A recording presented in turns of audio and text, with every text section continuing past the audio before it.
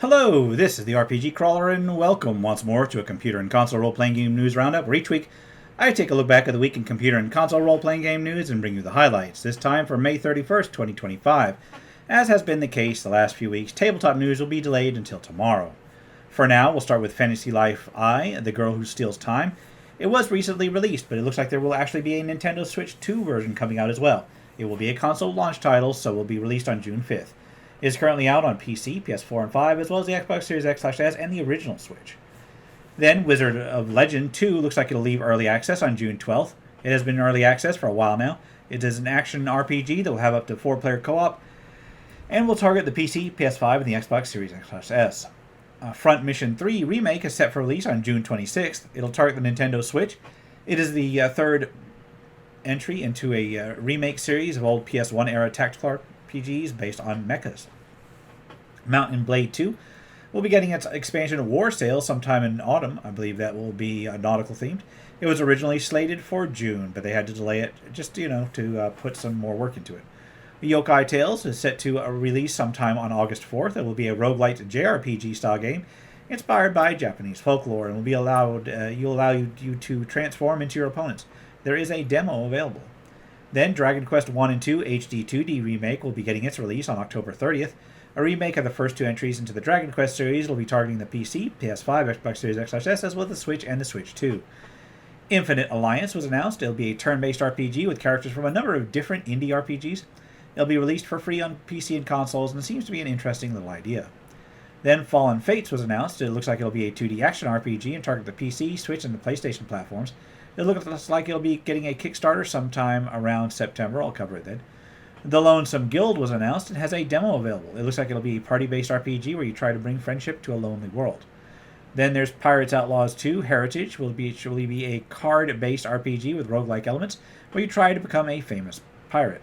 As far as actual releases go, Elden Ring Night Reign saw its release, a more focused Souls-like with roguelike elements, and a focus on multiplayer play. I'm not sure how much of a true RPG it is, but those fans of Elden Ring probably see something in it. Then there's Fuga, Melodies of Steel 3, a turn-based tactical RPG, or tactical JRPG. It caps off the Fuga Melodies of Steel series. Seeds of Calamity hit early access. It is a life sim/farming sim RPG, and I'm covering quite a few of these, and some of them have more RPG elements than others.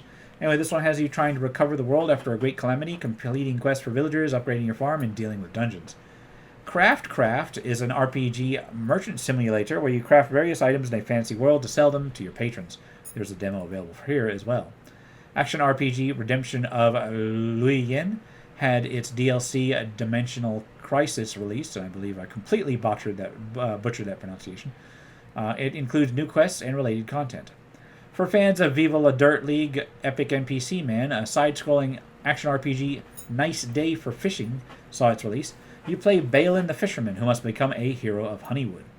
Successor hit early access. It is a roguelike in which you lead a lord and some heroes to try to reunite a fractured kingdom. It features real-time with pause combat of a sort. Dragon Song Tavern is yet another cozy farming sim/life sim style game, this time where you build a tavern on an island. Fated Land is a pixel art tactical RPG, now in early access. It looks like a semi-turn-based thing, however that works. Cattle Country is yet another farming sim, although this one, I don't know how many RPG elements it has. Still grouping it together. This one lets you become a pioneer heading west, dealing with bandits, building a farm, etc.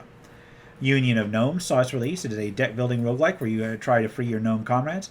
The 100 Yokai Master is a turn-based tactical JRPG in early access where you play a girl without any particular powers, but who is still managing to lead a legion of yokai she once saved.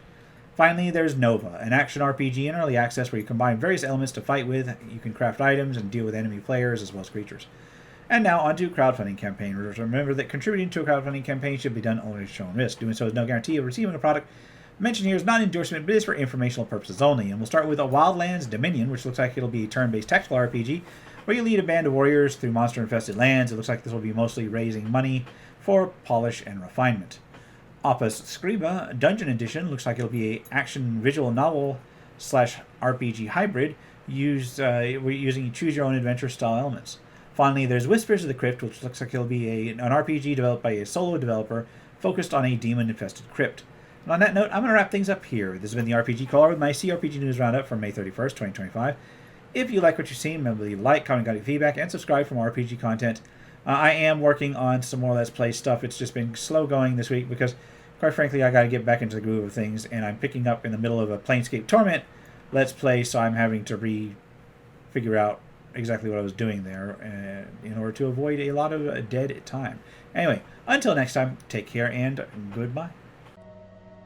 And if you are still watching, I would like to take the opportunity to thank my supporters, the top tiers of which are listed on the screen, without whose support I would not have been able to offer the variety of content that I have on this channel throughout the years. If you're feeling particularly generous and would like to join them, you can support the channel. There are a variety of options to do so. I have a Patreon, a Subscribe Star, as well as channel memberships enabled.